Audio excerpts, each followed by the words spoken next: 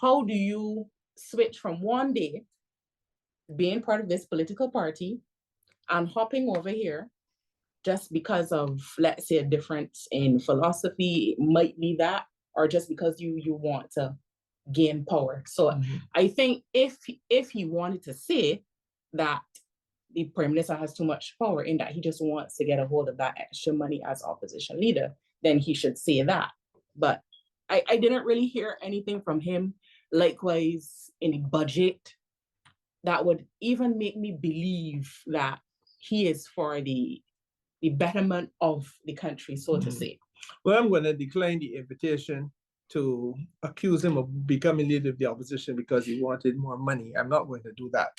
But what I will say to you is that there is merit, in my view, that there has to be greater accountability.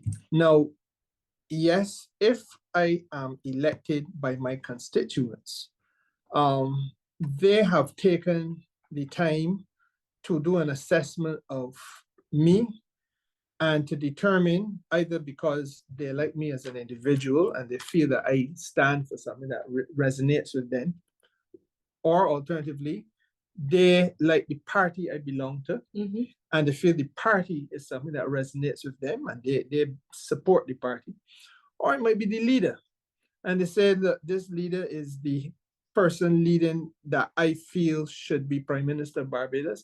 And the only way that I can get that person to be Prime Minister of Barbados is that if I give the vote to that person's representative in my constituency, or a combination of those things. And yes, there may actually be a fourth approach, which is to say, I want nothing to do with those people who were in government between 2008 and 2018, for example. I consider them to have wrecked the Barbados economy. I consider them to have been highly corrupt, and therefore they should be kept away from Parliament for as long as possible and giving my vote to the other side, which is the Barbados Labour Party.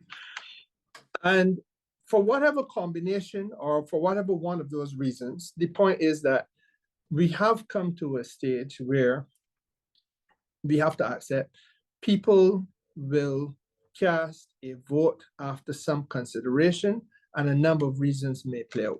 Now, here's the problem. The leader of the opposition, as an individual, has a personal freedom. And I will defend that personal freedom against anybody in the world. You have a right under the Constitution of Barbados to say, I will disassociate myself from one political organization and I will associate myself with another. Or I will disassociate myself with a company or with an individual. And I will go and associate with another individual or with another company or group of individuals. That is your right in law. But there's also another right, and that is said to be a more morally compelling right.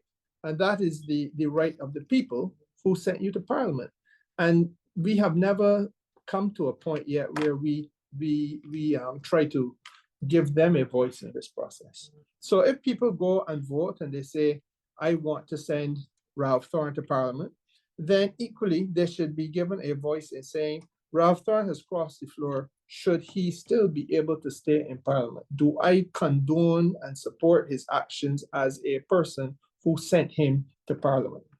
It should not be that I had to send him to Parliament for him to get there, but I'm not consulted about what he does while he is there. Because I did not send him there on a Democratic Party ticket. I did not send him there as an opponent of Mia Mottley. I did not send him there because I am enamored with the Democratic Labour Party's policies. I did not send him there for any of those reasons. I sent him there because he came on a Labour Party ticket. He signed a social contract. Well, that too.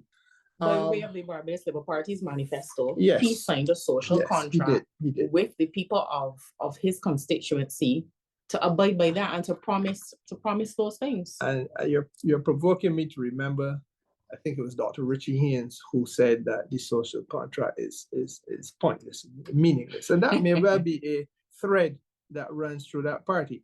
I confessed that, I didn't cross the floor, but I was not without sin. I was once a supporter and member of that party. And when Mr. Errol Walton Barra died, I saw a transformation then that I think has gotten worse. And my feeling when I parted company with them was that the leadership of the time in particular had no moral minimum. There was nothing that those individuals would not do, no point beyond which they would not go. I think that history has proven me to be correct in that regard, because we have seen some atrocities take place, and there are clearly some who are hell-bent on repeating those atrocities.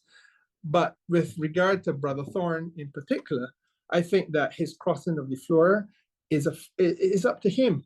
But again, there are the rights of those who sent him there, who must now be involved, in my judgment, in the conversation. And if we're going to talk about parliamentary reform, then we're going to have those types of conversations. Can you forever have a Barbados in which people are invited to vote, invited to make an investment in a candidate, and then the candidate goes and does something that they did not contemplate at the time of the vote?